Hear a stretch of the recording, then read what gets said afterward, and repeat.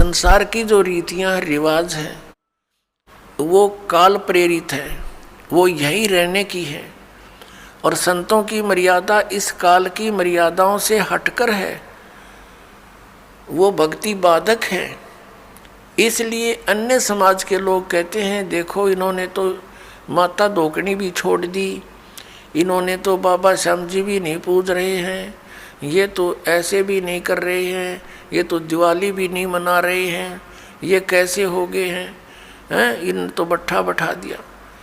एक भक्त बतावा था, कहने लगा जी आज 10 वर्ष हो गए हमने कोई त्यौहार नहीं मना लिया। नाम लिया था उसने उस दिन, फिर वो अपने दुख गिनावा था। कह रहा था जी हमने 10 वर्ष हो गए हमारा त्यौहार नहीं मन लिया, ना होली ना दिवाली ना तीज ना कोई अन्य। क्या कारण कि हमारा परिवार है, कभी तो हमारे घर में कोई खुद जवान भाई की मृत्यु हो जाती है, 1 वर्ष उसकी चिंता पूरी होती है, तब तक दूसरा कोई रिश्तेदार निकट में जैसे बहन का पति मर गया, फिर त्योहार मने नहीं, फिर कोई बिल्कुल साथ में का केताऊ का मर गया जवान, फिर ऐसे फिर लड़का मर गया। 10 वर्ष हो गए हमने त्यौहार नहीं मना लिया। तो फिर इन त्योहारों को किस लिए मनाते हैं? या तो फिर भी मनाओ अगर इतने कंपलसरी है तो। ये कहने का भाव ये है यहाँ कुछ मनाने की जरूरत ना है, यहाँ तो भगवान के गुण गान की आवश्यकता है। और उस समय को याद रखे, ये जाने का समय याद रखे। अब हम कितने मूर्ख बना रखे हैं। ये दास सत्संग करने जाया करता था तो वहाँ ऐसे ही भक्तों के साथ हमारे जो एक आध भक्त नाम लेता, वहाँ पाठ करते, हम 2-3 दिन रुकते। तो एक व्यक्ति जैसे ही बुला लेते जी आज उस ज्ञान समझ लो, वो बुला ले उसको, वो बैठ कर लगा एंड बैंड बोलन। कहते भक्ति तो अपने मनमय होती है, गुरु बनाने से क्या भक्ति होती है, ले कर दे दे और करके खा ले, बस यही सब कुछ होता है। काफ़ी ऐसी ऐसी बातें करता रहा, समझाने की चेष्टा की, नहीं माना। क्योंकि उसका 10-15 किले एकड़ ज़मीन थी, अच्छा ट्यूबवेल ला रखा था खेतों में, तो उसने फिर क्या जरूरत थी, क्या आवश्यकता समझा था वो भगवान की, युवा शरीर था।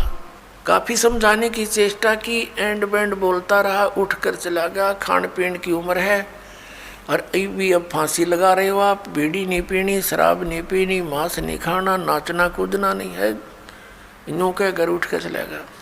और कहता है कि भक्ति तो बुढ़ापे में करया करें, वृद्ध अवस्था हो जा। तो उसको बता भी बुढ़ापे में भक्ति कठिन हो जाएगी जब पहले से स्टार्ट ना हुई था।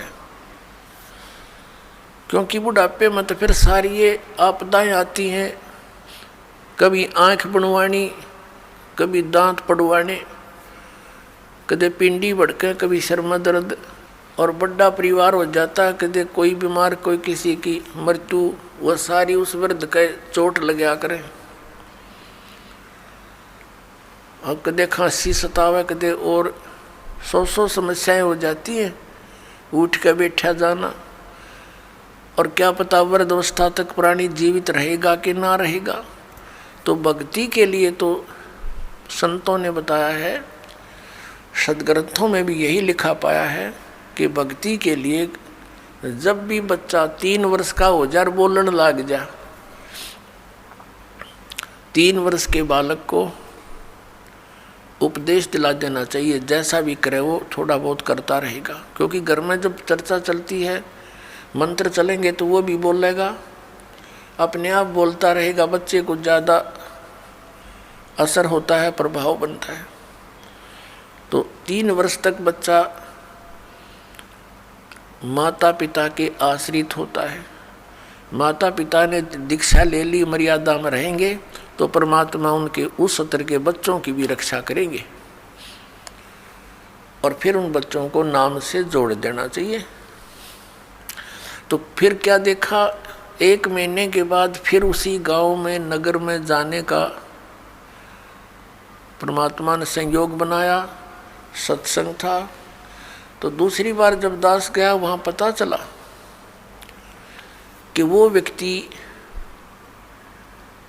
जो यहाँ वाद विवाद करे था वो उसकी मृत्यु होगी। और मृत्यु भी कैसे होगी, कैसे हुई, बड़ी दर्दनाक तरीके से। उसका अपना एक कुआं था, इस साइड की बात है, बाडड़ा साइड की, हरियाणा की। उसका अपना एक कुआं था, उस कुएं में नीचे जल था। कुएं में से वो ट्यूबवेल चलाते हैं, तो सारा दिन ट्यूबवेल चलाया, पानी कुछ नीचे चला जाता है। वो पानी नीचे चला गया कुएं का, और वो स्नान करने के लिए वो क्या करता था, उस कुएं में ही उसने नीचे पत्थर की पैड़ी सी लगा रखी थी, उन पर बैठकर स्नान करता था। जब कुएं का पानी भरा होता था तो वो ऊपर की पैड़ियों पर बैठकर वहीं नहा लेता था।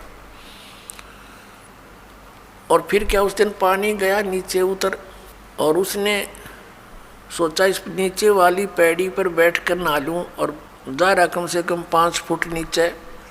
उसने ध्यान किया नहीं, वो नीचे जाया तो उस पैड़ी पर काई लगी हुई थी, पैर फिसल गया और कुएं में गिर गया। उसने चेष्टा की पैड़ी को पकड़ने की, वो उसके हाथ की रेंज से बाहर हो गई और उसके अंदर वो डूब कर मर गया। सारी रात ढूंढते रहे उनके घर वाले, बच्चा आया नहीं, कहाँ गया, कैसे है। खोजते खोजते सुबह देखा तो कपड़े और जूते बाहर रखे हैं, अंदर कुएं में मरकर ऊपर तैर रहा है। जब उसको देखा कि उसके हाथों की ने जो कोशिश की उसने पकड़ने की किसी वस्तु को, कुएं की अंदर की साइड पर पक्की थी वो, उस पर काई लगी हुई थी, उसके अंदर से उसी उंगलियों के निशान गड्ढे हुए थे कि किसी प्रकार पकड़ दो, निशान थे, और वो मृत्यु को प्राप्त हुआ। इससे ये ज्ञान समझ में आना चाहिए कि किस आधार से हम इतने फूले फिरे हैं और क्या बकवाद गढ़ते हैं। अब वो वृद्ध होया ना, भक्ति उसने करी नहीं, अब पता नहीं कहाँ धक्के खाता फिरेगा, कोई गधा बनेगा, कुत्ता बनेगा। तो पुण्यात्मा इन बातों को याद रखे। अब उसकी मौत क्यों कर हुई होगी, आसानी से नहीं हुई होगी। रोया होगा, चिंगाड़ा होगा, नो चिल्लाया होगा, बचा लो बचा लो। बचानी है कोई याद भी ना करे, वहाँ कौन बचावे, वहाँ भगवान बचावे, अठा के बाहर ले आवे।